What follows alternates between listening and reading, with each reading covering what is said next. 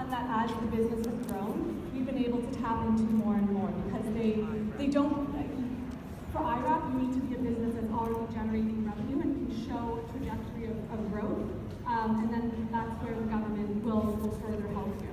So those are two of the big ones on the development side. How did you build and grow your instructor base? That took time. I mean, it was not easy at first. We started in Ontario, and then Florida was the first US market, and I must say that the tactics that we used in Ontario were not the same tactics that worked in the US. So it was a lot of trial and error, and I mean, we now have an entire recruiting team that's dedicated to continually year-round recruiting instructors. So I mean, we're at the point where we're always looking for instructors, and we have to get creative. You have to get creative with different ways to reach them. Thank you for the inspiring talk this morning.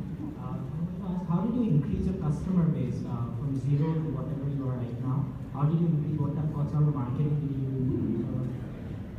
It took time. It didn't happen overnight. I wish I could say it did. But I think for us, so we tested a lot of things. Like especially when I entered into the Florida market, I tested all sorts of things from obviously digital marketing, different online ads, AdWords, trying to build search engine optimization.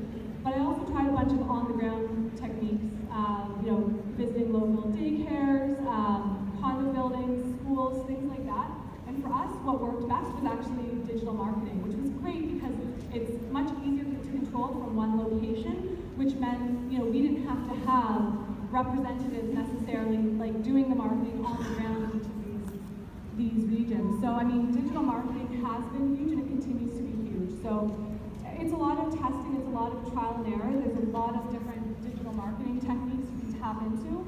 Some work well, others don't, and I think it depends on the business. Thank you. You're welcome. After hiring so many teachers, how do you maintain the control? How do you maintain quality control of your lessons? So there's a number of things that we're doing. That's a huge thing for us, and I mean the good thing is that's not really quality is not a complaint that we get, which is great. And there's a few reasons for that. One of them is when we're hiring, we're looking for instructors that have a minimum of 2 to 3 years swim instructing experience. And when we're putting them through, there's a multi-step interview process. And so that really helps weed them out if they're not at a certain level. And we can make sure that they have that certain level of experience. So that's a big thing. I mean, it's a double-edged sword because at the same time, we've had to turn away tons of swim instructors that aren't up to par. But it's necessary to maintain the quality.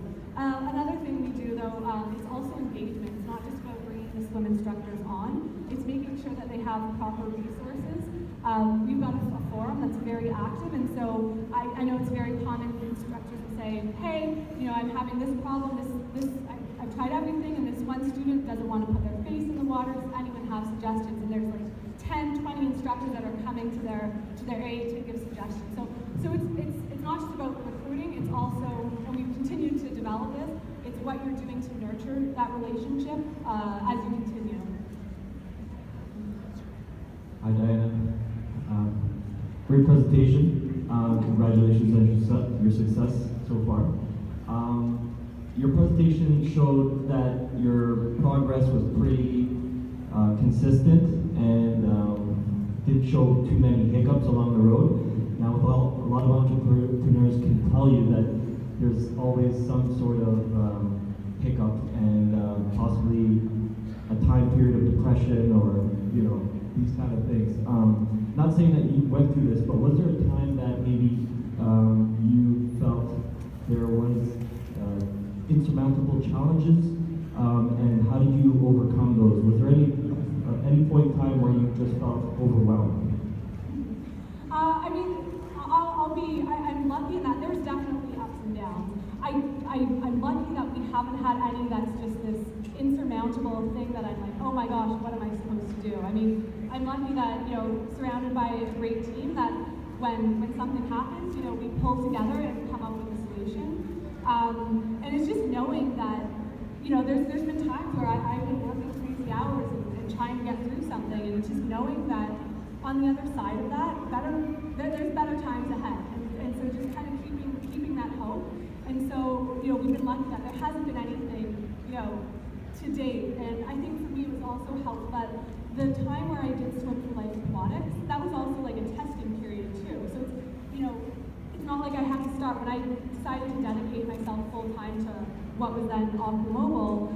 I already knew, like I'd already tested a bit with Swim for Life Aquatics, so it's not like I had to start from ground zero. So that's also helpful because it's not like I fully gave up the job and I'm now in the hole. And so, you know, that's always a nice little buffer. If you can find the time to do it and start laying some of the groundwork and testing things out, it's easier to make that jump into full-time entrepreneurship.